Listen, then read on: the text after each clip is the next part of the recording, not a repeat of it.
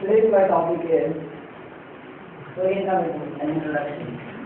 Before beginning this, I would like to say that when the future people will write the history of the last quarter they will surely take into consideration this man, that is Albert Said, and his book, that is Orientalism, one of the most influential and most important book of the last century. Why he talks about Orientalism? Why he writes this book? There are so many reasons. First reason he says, or he says that two immediate impulses were there behind him. The first one was Arab-Israel war. Everyone thought that Arab is, an old country, or it's not modern, it's not civilized, and they will not be able to fight back Israel. But what happened that during everyone's, to everyone's surprise, our Arabs lost the camera and they really fought back. So Albert Said was amazed by that thing. And the second thing was that he himself belonged to Arab. He thought that there was a great dissimilarity between his own experience as the Arab and the experience that was narrated in the books, that means mostly the books of art, the novels, journals, and most of the things. He talked in one of his interviews that there were, the images, or we say repertoire of images, that is collection of images coming from Arab to America. And these images were telling us that Arab, this Middle East or the Eastern countries are almost all degraded, they are downtrodden, they are undertrodden, they are not civilized, they are uncultured, all those things. But that was not the truth. He says that in the study of the experts even like this Edward William Lane, who studied Arab or Middle East in 1830 in his book Manners Introduction of Modern Egyptians, or in the book of Gerard D. Nerval, who studied Arab in 1920, there was hardly any difference.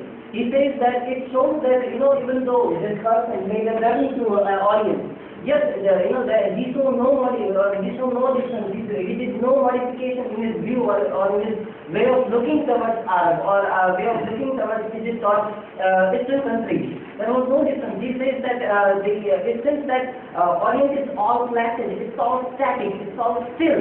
Nothing is changing, that the way in which the West develops, it's never developed. And this sort of views and this sort of things really startled him. And he moved to say that it was all the views or the images were outside of the history.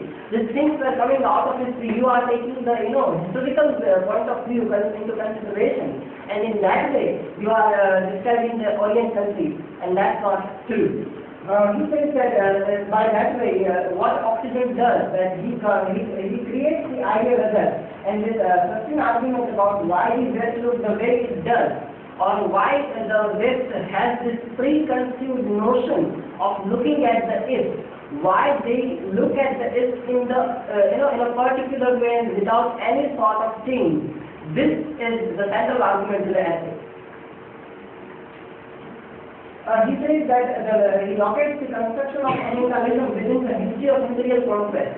He talks about two main imperial nations, that is England and France. And by talking about them, he includes America also. But he says that when England and France had their colonies in this Oriental nations, and when they had the first-hand experience of Orient, America didn't have this colony in Orient, and that's why it had the second-hand experience of the Orient, and that's why the experience of America was more political rather than ideological, whereas the experience of this country, that is Britain and France, were more political and ideological as well. He says that the change came in the way of looking towards Orient after the Napoleon conquered Egypt in 1898. But because Napoleon came there with scientists, he came there with archaeologists and philologists and all those persons, scholars, and he started studying the East with the help of all of them. But then again, what happened that the view was Eurocentric. And that's why he says that, to get the knowledge, to create the knowledge, to produce the knowledge, you need to be there. And you need to be there in the power. And you need to study the people or the natives. And you need to study the Orient in that way that the native can't study that way. So that's the central thing to the aspect. And he takes into consideration these two people, like Foucault's, Mr. Foucault's view of archaeology of knowledge and discipline and knowledge, and Gramsci's view of cultural hegemony. What I would like to say is that after all these things, if we want to change their perception, we want to say that they need to look at Orient in a different way, then what we should do is that we need to establish our own identity. We need to come into power. Without coming into power, we won't be able to do all these things. Perhaps we have now a time to say that Parth ne kaho ave chadave, not this Parth, Arjun. Parth ne kaho ave chadave baan to use the as Kalyan. And I would like to appeal the Ranveer to all of you that Sabda Haq at